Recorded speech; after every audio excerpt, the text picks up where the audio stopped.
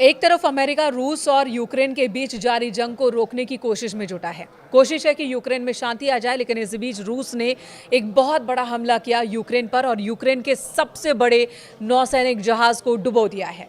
रूसी रक्षा मंत्रालय ने बताया कि यूक्रेनी नौसेना का जहाज सिमफेरोपोल एक हमले का शिकार हुआ और वो डूब गया।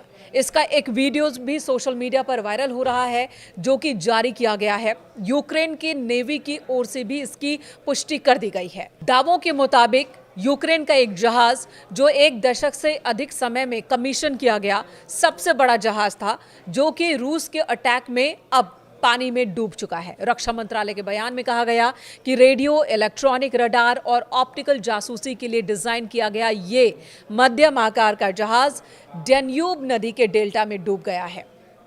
जी हां, बहुत ही महत्वपूर्ण ये जहाज यूक्रेन का, लेकिन अब ये खत्म हो चुका है, बर्बाद हो चुका है, तबाह हो चुका है। रूस की समाचार एजेंसी TASS की रिपोर्ट के मुताबिक ये घटना समुद्री ड्रोन द्वारा यूक्रेनी नौसेना के जहाज को नष्ट किए जाने की पहली घटना है। इससे पहले यूक्रेन के किसी भी जहाज को नुकसान नहीं पहुंचाया गया था, लेकिन इस बार रूस के अटैक में यूक्रेन का नौसैनिक का ये जहाज पूरी तरह से खत्म हो गया।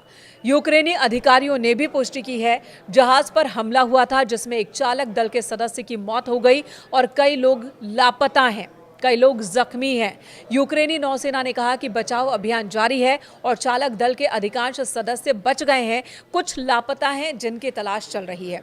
एक वीडियो भी सोशल मीडिया पर शेयर किए जा रहे हैं जिसमें एक जहाज को डूबता दिखाया जा रहा है और जहाज से कुछ लोग कूदते भी दिख रहे हैं, लेकिन दावे ये हैं कि जब तक कि क्रू को पता चलता कि जहाज टारगेट हो चुका है, जब तक वो छलांग लगाते तब तक देर हो चुकी थी।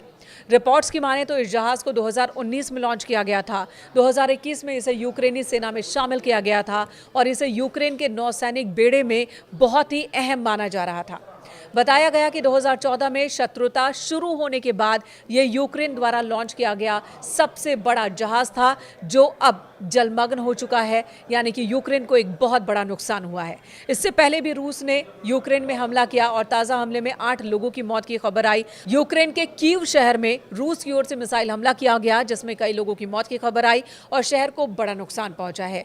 यानी कि एक तरफ तो बातचीत की कोशिश चल रही है, ट्रंप लगातार इस कोशिश में है कि पुतिन और ज़ेलेंस्की के बीच समझौता हो जाए, सीज फायर हो जाए, लेकिन रूस कहीं से भी अपने तेवर को कम करता दिखाई नहीं दे रहा है।